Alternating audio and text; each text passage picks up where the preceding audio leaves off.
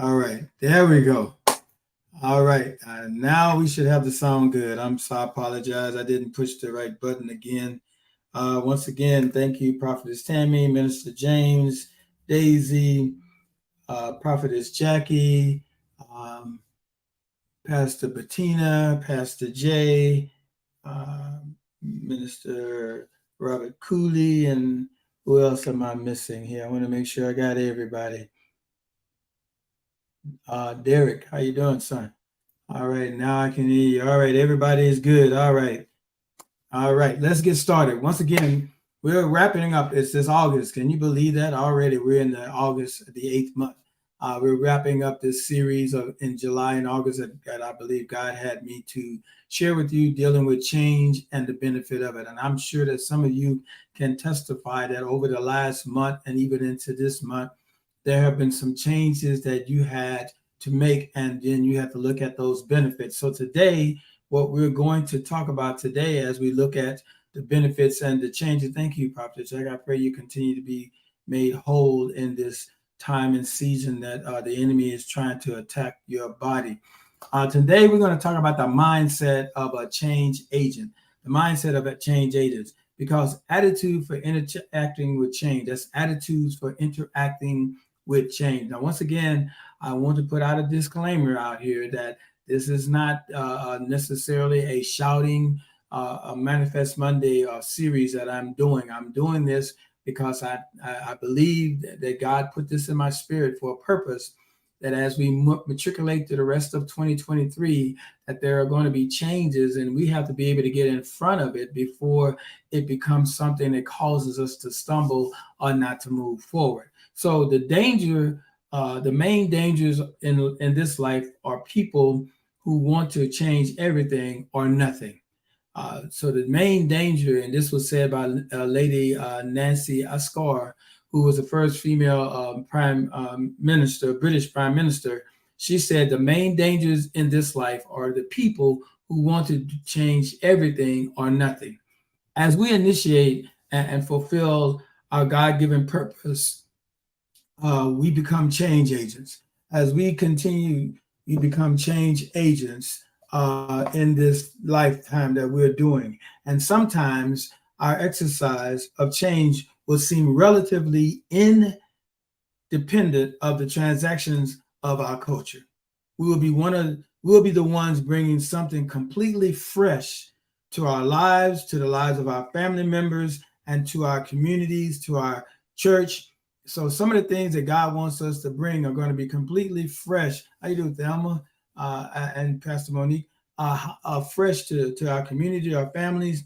And oftentimes our exercise of change will be closely connected to the tides of transition already taking place in our nation, in our world, in our country. And we will be integrating our changes into the broader changes that we are seeing happening in our country. As we can see in our country, there needs to be some changes, and it has to start with us and how we view, how we act, how we respond, how we try to get in front of the things that are happening. And a change is already causing or will cause the ascendancy of people who do not hold leadership positions before. There are people who have never held leadership positions who are in positions now, are trying to make changes, but have never been leaders. These groups especially must understand how to interact with the times. So no matter who you are or where you live, however, many of us are still getting used to the idea of leading change. Leading change is something different if you never had to be a leader. Therefore, whether you are involved in change in a local sphere of influence or on a wider scale, you must know how to conduct yourself when change comes through you. You need to truly understand the nature of change. I need you to hear this. You need to truly understand the nature of change and the perspective and attitudes that are essential for interacting with it successfully. So if I don't understand the nature of change, if I don't understand the perspective and the attitudes that are essential for me to interact with it, I will not be successful. I need to get that. So you must have the mindset of a change agent. You must have the mindset of a change agent. So you need to understand this, that knowledge, understanding, and wisdom, these are the principal things when we're talking about being a change agent. Knowledge, understanding, and wisdom. One of our greatest enemies in life is ignorance. One of our greatest enemy in life is ignorance. One time they said, if you want to keep something from someone, put it in a book because they won't read it. Hosea was a prophet in Israel who delivered this message to the Israelites from God after they had rejected a knowledge of him. He said, my people are destroyed for a lack of knowledge. That's Hosea 4:6. My people are destroyed for a lack of knowledge. So when we reject knowledge, we are rejecting him. When we reject knowledge, we are rejecting, and we're not walking into what we need to, and then we are becoming ignorant of what's going on around us. A lack of knowledge can undermine, I need you to hear this, a lack of knowledge can undermine and even destroy your opportunities to fulfill your purpose. Did you hear me? A lack of knowledge can undermine and even destroy your opportunities to fulfill your purpose. If you don't know about what you're doing, or if you don't know about what's going on in the current times, if you don't know about what your job entails, if you don't know the importance of the ministry that God given you, if you don't understand that, then that lack of knowledge will destroy a lot of opportunities for you to fulfill your purpose. However, what is worse than not knowing something is not knowing that you don't know it. We need to write this down. What is worse than not knowing is not knowing that you don't know it. If you want to know what's worst thing in all, is even worse to not know, but it's even worse to not know that you know. That is paramount. You need to catch that. King Solomon said this in Proverbs 4:7. He said, wisdom is supreme. Therefore, get wisdom. Though it costs all you have, get understanding. So I'm going to say that again. This is what Solomon said in Proverbs 4. And we're in Proverbs this month. Should be on Proverbs chapter 7. He said that wisdom is supreme. Therefore, get wisdom. In other words, in all you're getting, get an understanding. Though it costs all you have, if it costs everything you have, get understanding. I always like the way King James Version puts it. Wisdom is the principal thing. It's the principal thing. It's the thing that things are based upon. It's the foundational point. And understanding is the comprehension of knowledge. Understanding is the comprehension. It's one thing to have knowledge, but you must also comprehend the knowledge that you have. Wisdom is the application of knowledge. So let me try this again. Understanding is the comprehension. So when I get knowledge, I need to comprehend the knowledge that I have. But secondly, wisdom is the application. It's one thing to even have wisdom, it's understanding how the comprehension of it. But if I don't know how to apply it, then I've missed everything.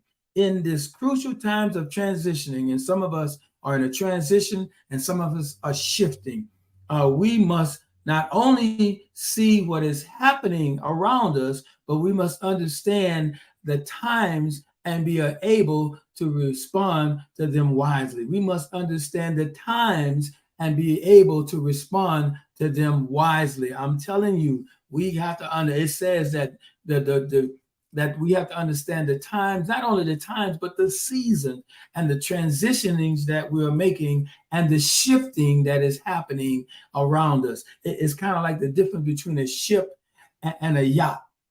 A yacht has rooms and it has a galley, and a ship basically has compartments for storage. And we need to be a ship, not a yacht. The reason we need to be a ship is that we need to have space to put stuff in for containers, for the containers that they put on the cargo ships.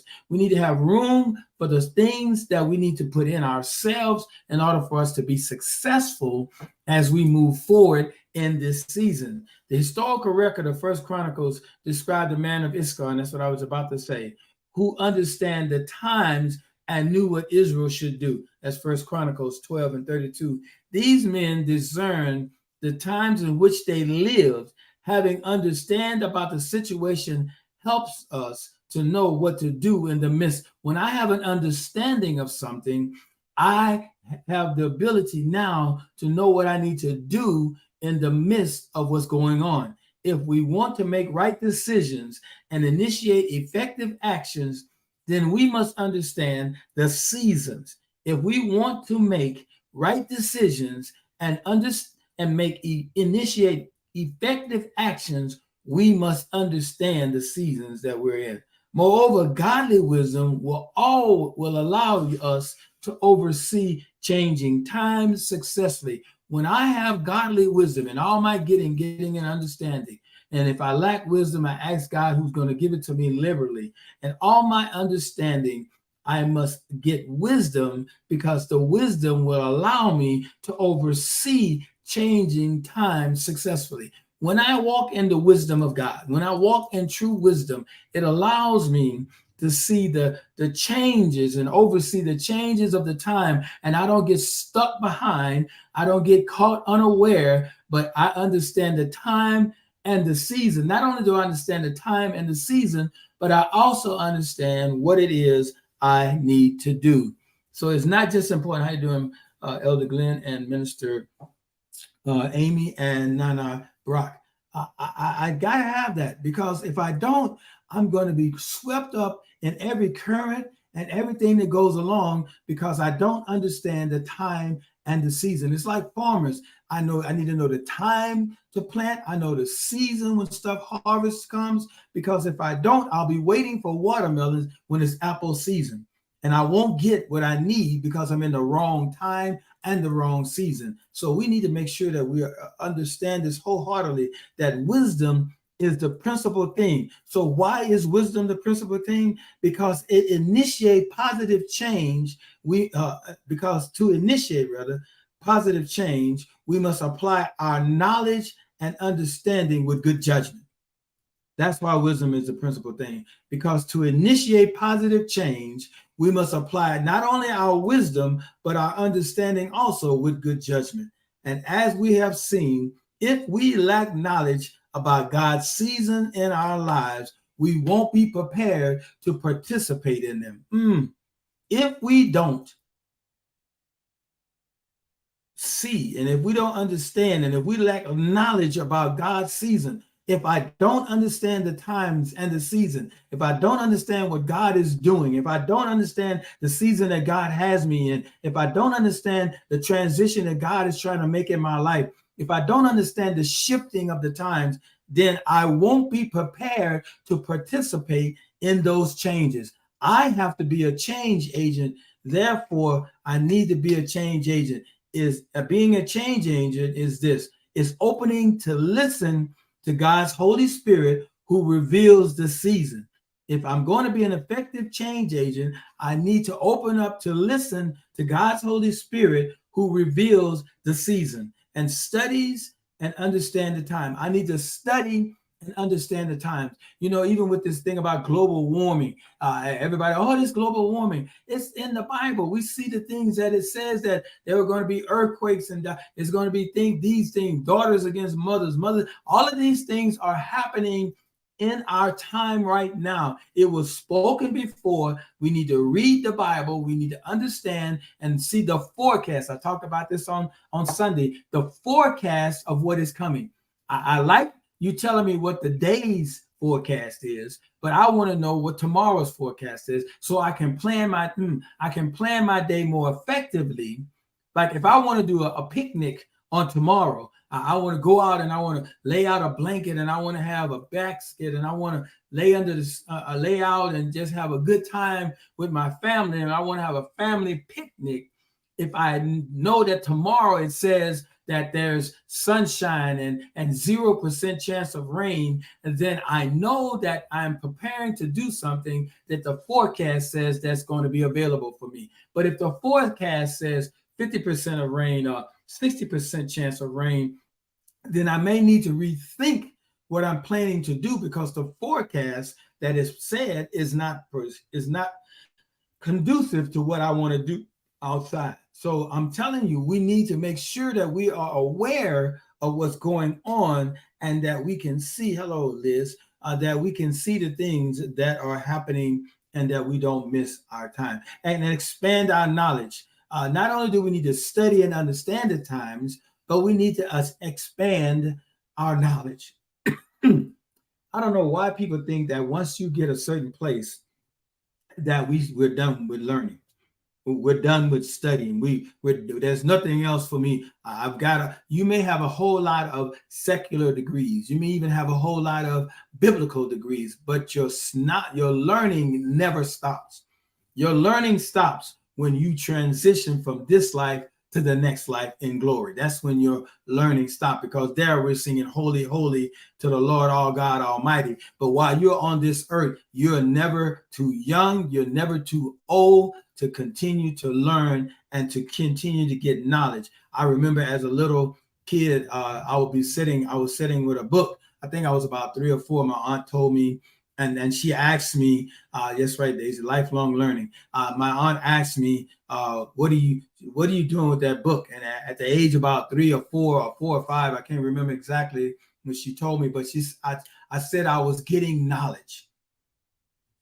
Even at a young age, they can understand. I'm watching my great grandkids as they're growing up and how they're comprehending and how their personalities, how they're growing and learning different things, and they're learning things to do even without even being instructed. They can say different. So these things are lifelong. You never stop learning. When you stop learning and you think you know it all, that's a problem in your life.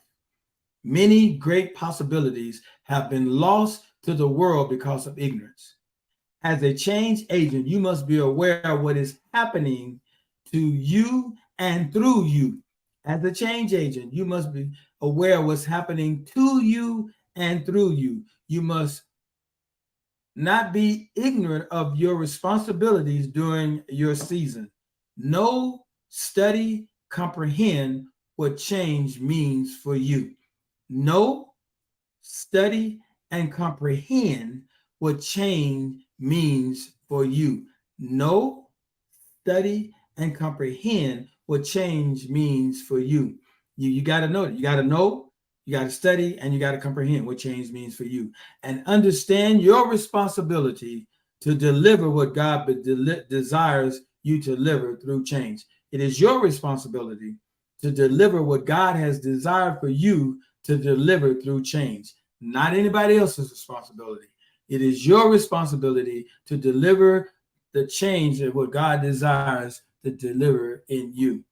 And we have to be mentally prepared for change. There's a mental preparation for change. It's not just whoop, there it is. There's a mental preparation for change. As neither does, let me make sure I get this right. If we are to harness, let me slow down because I can get so excited I go too fast. There's no rush in getting this done. We got 4 more weeks, and I guarantee you at the end of this, you're going to get everything you need. If we are to harness the coming season, fully participating in the purpose of God, we must make ourselves ready for our roles in it. We got to make ourselves ready for our roles in this change. And here's what King Solomon said in Ecclesiastes 10:5-10 and verse 16. It says, "There is an evil I have seen under the sun, the sort of error that arises from a ruler. Fools are put in many high places, while the rich occupy the low ones. I have seen slaves on horseback, while princes go off on foot like slaves. Whoever digs a pit may fall into it. Whoever breaks through a wall may be bitten by a snake. Whoever quarries stones may be injured by them. Whoever splits woods may be endangered by them. If the axe is dull, its edges unsharpened, more strength is needed, but skill will bring success. Woe," this is verse 16, "woe to you, O land, whose king was a servant and who prince feasts in the morning. This above passage that I just read you implies that if you promote a person to leadership position while he still has a follower mentality, it mentions that the fool who is put in a high place, the slaves on horseback, the king who is used to be a servant, then the whole land is in trouble. Of course, this is not to suggest that someone has been a slave or a servant should become a leader. Rather, it indicates that someone with the mindset and the habits of a slave is not properly prepared to lead others. Someone with the mindset of a slave is not properly prepared to lead others. What does that mean? I'm not talking about slave in that sense, in that context. So let me throw it at you. Let me come down another street so that you may understand what I'm talking about. I'm talking about someone who has not been trained, someone who has not been equipped, someone that is not prepared and to lead is going to have a problem being a leader. That's why you need to be trained. You need to be inundated with people who can help you to move and maneuver toward what you're called to do, and not just jump into it. You can't just jump into something that you've never done. That's why I have a problem when people tell other people, especially pastors, about how to be a pastor if you never pastored. You're on the outside looking in. You have to have the experience. That's why I love the way how my life matriculated to me to get to that point. I did everything along the way that prepared me for where I am. I didn't jump into it. I got into it by being the servant, by being leading, by being mentored, by observation, by learning, by schooling. All of these things was the preparation for what God was doing in my life. I didn't jump, and that's the problem with so many people fail, is because they jump into it without the preparation and the right mindset. And a lot of other things, and let me just throw this out there as well. I know we say that 1,754 pastors quit every year. And the Spirit of the Lord spoke to me and said this to me. A lot of those that quit didn't quit because the job was too tough. They quit because they didn't realize it was a job. I know you don't want to hear that, but it's a job. Pastoring people is a job. It's a strenuous job. It's a stressful job. And it's a job that requires you to be able to have some business savvy, or at least somebody who has business wherewithal, because running a church, and I know people don't want to hear this, but it's the truth anyway, running a church is a business. And I'm not saying that we're trying to be Apple or Starbucks. I'm saying that if you don't understand what a 501c3 does, if you don't understand what you have and what you cannot do, if you don't understand the critical elements of what is necessary to run a church. If you don't understand, you just can't go and take money out of the church, out of the pot, and do this, that, and the other. If you don't understand those things, it will cause the church to eventually close down because you did not run it correctly. And that's the preparation part, because there's a mental preparation that includes such things as a solid expectation and acceptance of the inevitability of change. If I'm going to have mental preparation, I need to understand, number one, that is a solid expectation and acceptance of the inevitability of change. Change is going to happen, and I need to have the expectation that change is going to happen, and I need to have the acceptance of the inevitability of change. I got to have that, or else I'm going to be in a situation. Number two, an assurance of your worth to God. I have to be assured that I have worth to God. If I don't believe I have worth to God, then my mental preparation is going to be skewed. I need to know that. Number three, a certainty of the value of your contribution to your generation as an instrument of change. I'll say this again, Daisy, for you taking notes. A certainty of the value of your contribution. I got to be certain of the value of my contribution to my generation as an instrument of change. I got to be certain of the value of my contribution to my generation as an instrument of change. If I don't know the certainty of my value to my contribution to my generation, I cannot be an instrument of change. Number four, a decision to pursue your life vision. I have to make a decision that regardless of what happens, regardless of the obstacles, regardless of the things I may face, I have to make a conscious decision. I have to make a conscious decision to pursue my life's vision. You have to make a conscious decision to pursue your vision. You cannot be sidetracked. You cannot be discouraged because it didn't go. We talked about I'm down with what God is for. Sometimes in life we write. I talked about this Sunday about writing your book, and along the way what you wrote didn't come out. But the book didn't come out the way you wrote it or like you thought it was going to be. Things happen, life happens, stumbling blocks come, roadblocks come, issues come. But at the end of the day, I have to be dedicated to the vision and the purpose that God has created me for. Number 5, a determination to persevere rather in that vision. I have to have a determination to persevere in that vision, even if circumstances become difficult. I have to have a determination to persevere in that vision that I have, even if circumstances become difficult. No matter how difficult it is, I have to be determined that I'm going to keep on going. I cannot be discouraged. I got to keep going. I got to keep going. And in developing the mental preparedness before you experience change is best. You need to be mentally prepared for change. But if you are currently in the midst of transition and lack this frame of mindset, then seek to develop it in the midst of change.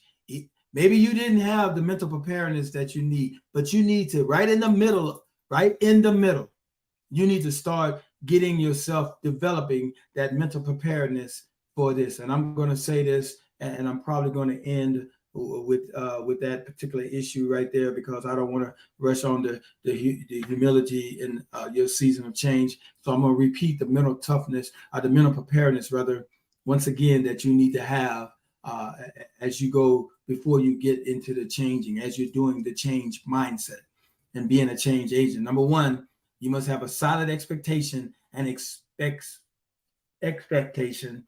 You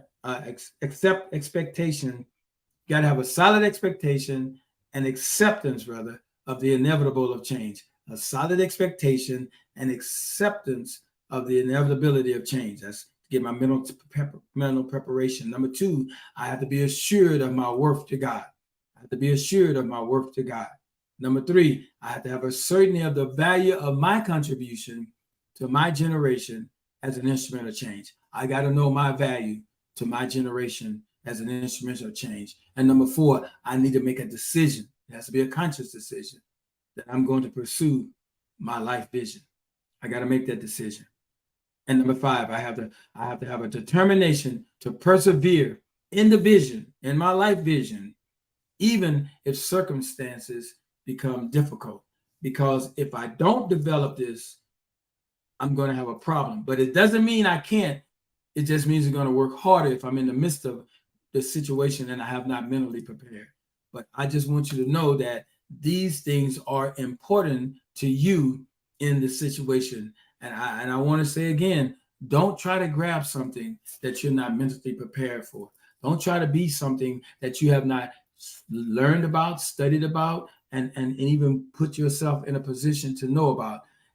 You got to get the wisdom, make the right decisions. You got to know that wisdom equals knowledge, puts good judgment. You got to check the forecast. You got to have lifelong learning. You got to study and know and comprehend what change means to you. And someone with the mindset of a follower is not prepared to be a leader. Those are things that if you don't get anything else, and thank you, Daisy, once again for your awesome note-taking ability. It definitely helps along the way. So I pray that, and I didn't tell you in the beginning, but pray that you share this with someone, because I do believe that this July and August series that we have been discussing, and it should be still available on PLF Ministries and everything, and on Sanctuary Church page, that you can go back and view it, even July.